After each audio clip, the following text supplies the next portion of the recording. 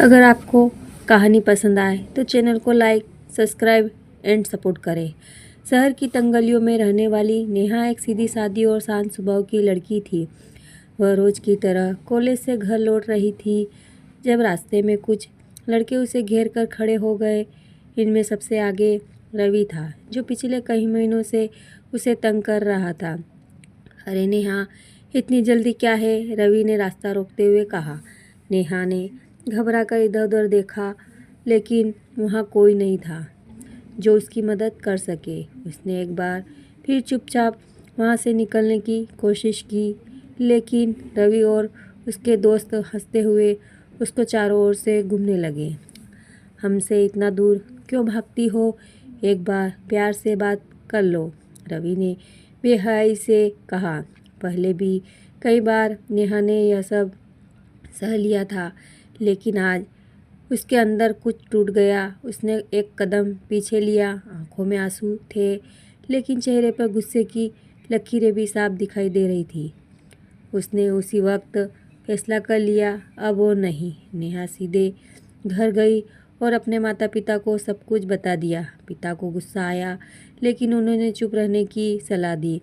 बेटा, ये समाज लड़कियों के खिलाफ ही रहता है, हमें कोई नहीं सुनेगा। पर इस बार नेहा हार मानने वाली नहीं थी। उसने अपनी माँ से कहा, अगर हम डरते रहेंगे तो ये लोग कभी नहीं सुधरेंगे। आखिरकार माँ बाप की सहमति न होते हुए भी नेहा ने पुलिस स्टेशन जाने का फैसला किया। नेहा ने पुलिस को पूरी घटना बताई। सौभाग्य से इलाकों में लगे सीसीटीवी कैमरों में रवि और उसके दोस्तों की हरकतें कैद हो गई। पुलिस ने तुरंत रवि को गिरफ्तार कर लिया। जेल जाते समय रवि की आंखों में गुस्से की आंख थी। उसने नेहा को और देखा और धीमे से कहा, मुझे मत भूलना नेहा, जब लौटूंगा तो बदला ज़रूर लूँगा। नेहा ने उसकी आंखों में झांकते हुए जवाब दिया, जब तक तुम वापस आओगे तब तक मैं और भी मजबूत हो चुकी होंगी। समय बीतता गया। नेहा ने अपनी पढ़ाई पूरी कर ली और एक निजी कंपनी में नौकरी करने लगी। उसने खुद को आत्मरक्षा के गुर भी सिखाए, ताकि कोई उसे दोबारा तंग करने की हिम्मत ना कर सके। लेकिन दूसरी ओर रवि जेल में दिन रात नेहा से बदला लेने की योजना बना रहा था। उसने अपनी सजा के 4 साल काट लिए थे और वह आज़ाद था। जेल से बाहर आते ही उसने सबसे पहले नेहा का पता निकाला। रवि ने धीरे धीरे नेहा के बारे में सारी जानकारी इकट्ठा करनी शुरू कर दी। उसे पता चला कि वह अब एक कंपनी में काम कर रही है और अकेली रहती है। अब कोई नहीं बचा पाएगा तुझे नेहा, रवि ने मन में सोचा।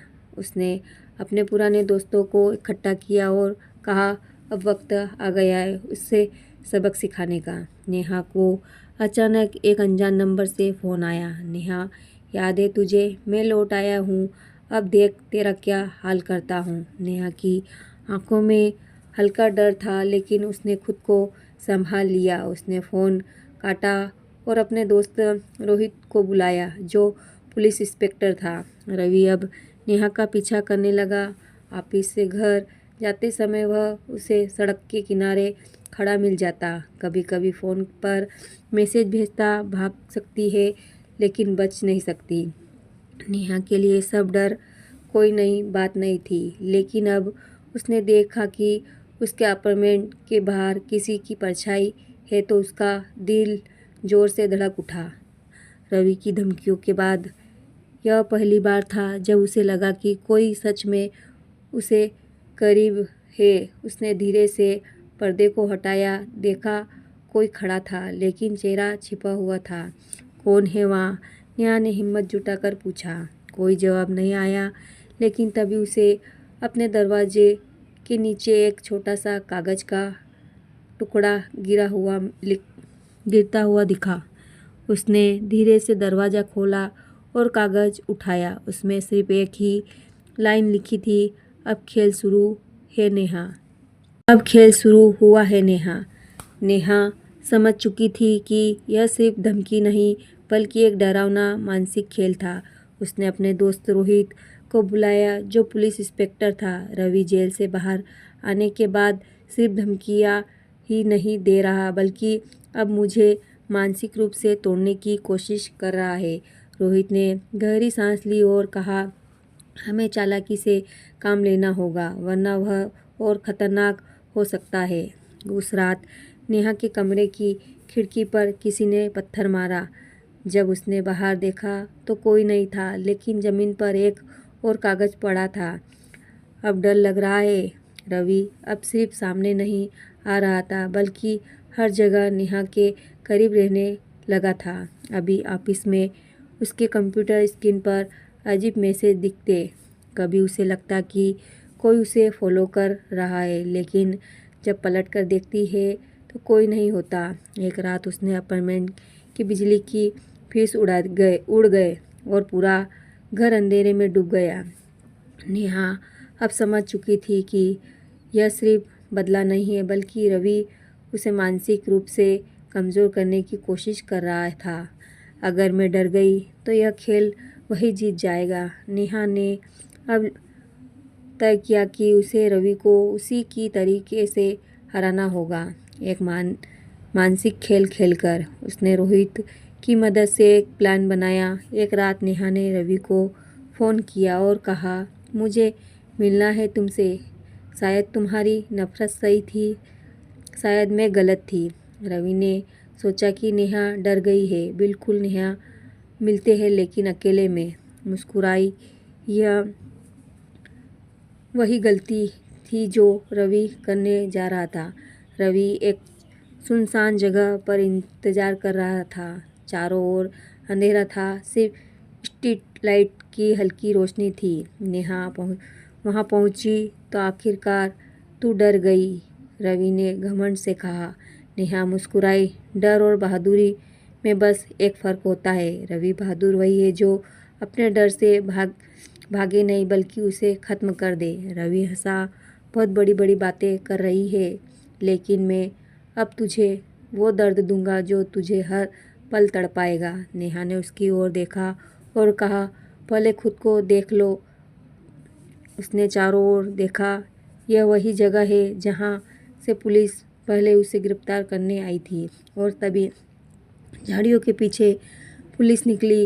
रोहित ने बंदूक तान दी। खेल खत्म।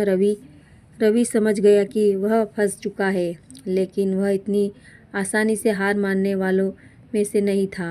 उसने एक तेज चाकू निकाला और नेहा की तरफ झपटा, लेकिन यहाँ नेहा थी जो 4 साल में खुद को मजबूत बना चुकी थी। उसने रवि के हाथ को पकड़कर एक झटके में उसे ज़मीन पर गिरा दिया।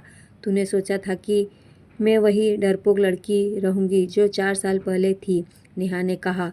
रवि ने पहली बार डर को महसूस किया। नेहा के पास मौका था। वह चाहती तो खुद रवि को ख़त्म कर सकती थी, लेकिन उसने खुद को रोका। अगर मैं तुमसे बदला लूँ तो मुझ में और तुझ में कोई फ़र्क नहीं रहेगा, लेकिन मैं तुझे जीते जी सज़ा दूंगी ताकि हर दिन तुझे अपने किए पर पछतावा हो। रोहित और पुलिस ने रवि को फिर से गिरफ्तार कर लिया। इस बार केस और भी मजबूत था। रवि को 20 साल की सज़ा सुनाई गई। नेहा अब एक डरपोक लड़की नहीं थी बल्कि हजारों लड़कियों के लिए प्रेरणा बन चुकी थी। उसने महिलाओं के लिए एक सेल्फ डिफेंस सेंटर खोला और समाज को यह संदेश दिया, अगर डर जाओगे तो अपराध बढ़ेगा, लेकिन अगर सामना करोगे तो अपराधी मिट जाएंगे। सीख, बदला लेने से कुछ नहीं बदलता, लेकिन अगर न्याय सही तरीके से लिया जाए तो अपराधी को हमेशा के लिए ख़त्म किया जा सकता है। धन्यवाद।